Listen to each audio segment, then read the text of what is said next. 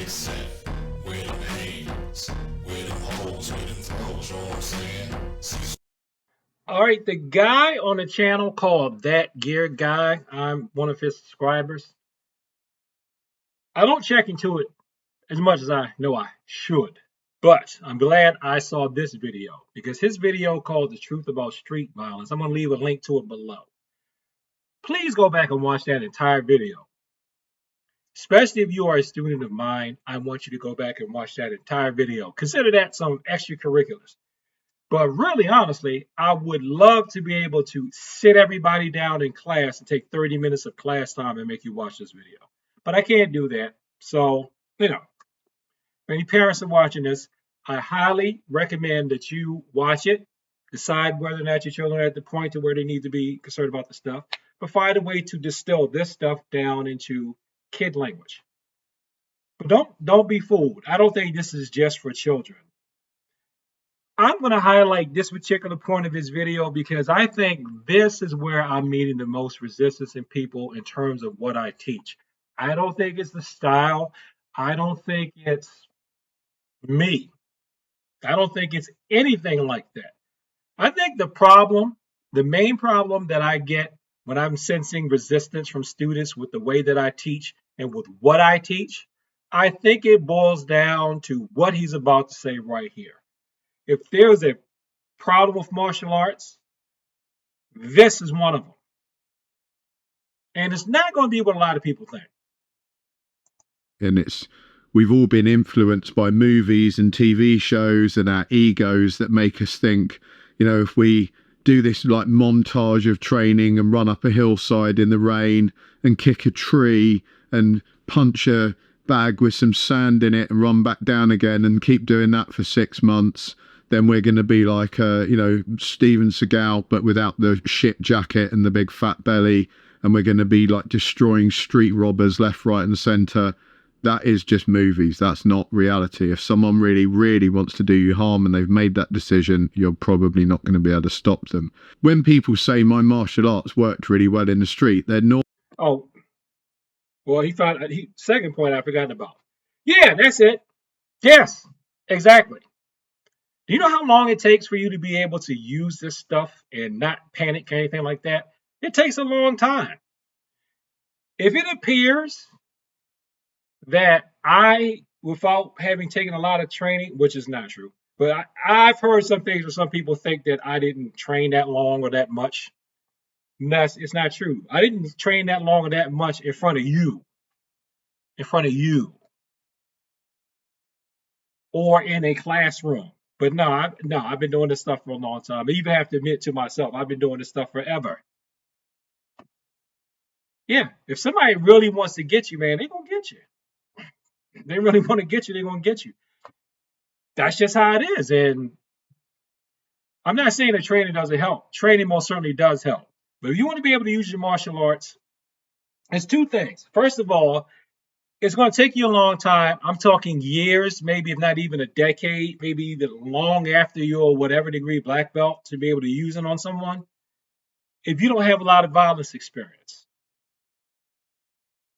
I think the main reason why I was able to use what I learned on people before I got to be a black belt is because it took me forever to get a black belt because I wasn't consistent in going to class and because I had some and not a lot, not like I lived in the streets, but I actually had to defend myself against some people for real a few times.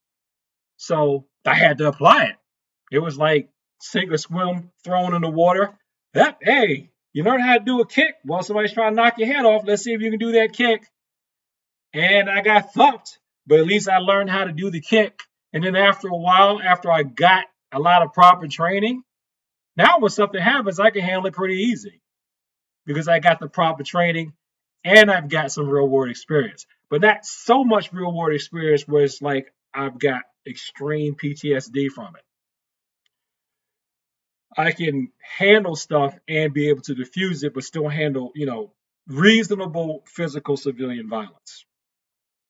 Now, the way to get around that, in my opinion, is for you to train a lot, study a lot, and then do some competitions. You don't have to compete to the point to where the competition is hurting your body. If you're competing to the point to where your injuries are making you immobile, that's too much competing. But do a few competitions. If you want a number 10, I don't know, I'm just throwing a number out there. And also cross training in different styles. Get to a black belt in a punch kick thingy, get to a black belt in a throw penny grappling thingy, and it takes some boxing lessons. That's a way I think that you can compensate around if you don't want to have to live in the streets. And do some kind of, at least one competition in each one of those. At least one grappling competition, at least one amateur boxing competition, at least one punch kick competition.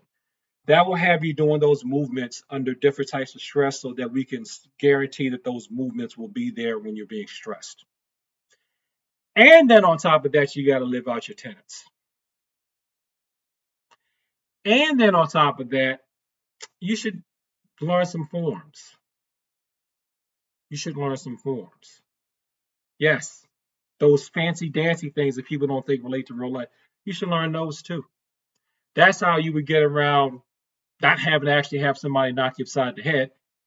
And if you want to learn the stuff that is quote unquote not written down, nobody knows this stuff. This is the real stuff. This is the stuff that no one talks about. You can watch some of the videos like mine. You can go to his channel. You can talk to people that deal with violence, like security guards and just some people who live in rough areas. But there's an author, and his name is Mark McYoung. I know I talk about him periodically. He's on my Facebook, but I've never met him in person. Read Mark McYoung's material. He wrote down the unwritten. So you can't even say it's not written down anymore. Read Mark McYoung books.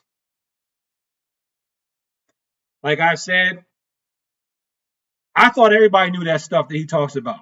When he's talking about how these street people think, I could have sworn that everybody knew this stuff. No, they don't.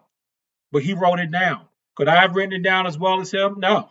Because I would say I'm probably like at like a brown belt in that type of thinking. Maybe if I have a black belt in that type of thinking, it is not more than showdown. But he has it down. He wrote it down and he breaks it out so that people who don't come from that environment can learn and not have to go through the pain of being in that environment and take his word for it. Okay, so this is my recommendation about the truth about street violence. Please go watch the original video. Watch it from beginning to end. And let's not let our TV fantasies interrupt our real life. Please. I'm sorry. I can't make you invulnerable. I can't make you invincible. And if that makes me a bad teacher, then I'm just a bad teacher. I'm just telling you the truth. But despite that, do I think you should study martial arts? Absolutely. Because in addition to just beating people up, the people I see performing at the highest levels of their skills in whatever field they're in, they're using mental principles that you will develop from studying in the martial arts. I can see it in their eyes. I see them going into Mushin in their eyes. I see them going into flow state in their eyes. And you can learn how to do that with movement. They're just taking that flow state from movement and applying it to information or applying it to repairing something or applying it to cooking. Take those principles and apply them to the rest of your life. And I'm telling you, man, like I said back in the day in that whistle kick interview, you ain't even got to be a champ.